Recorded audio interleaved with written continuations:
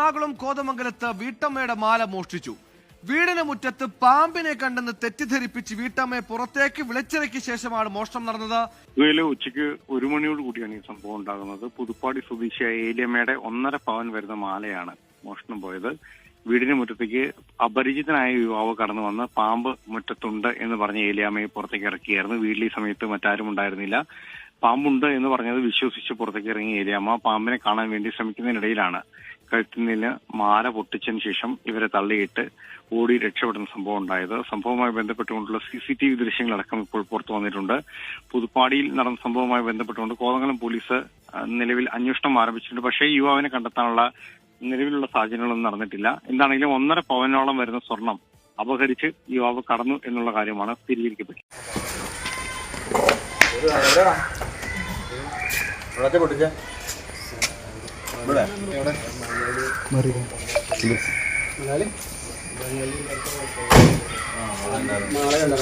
പയ്യനുണ്ടായിരുന്നു.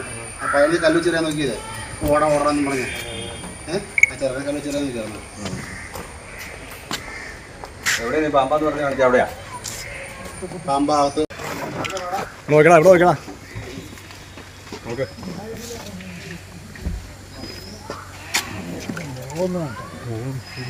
ചെല്ലാത്തോണ്ടാണ് അവൻ കയറി വന്നത്. പുറത്ത് അവിടെ പാമ്പെന്നും പറഞ്ഞ ഏണ കൂടുവാണ് വരാൻ പറഞ്ഞു.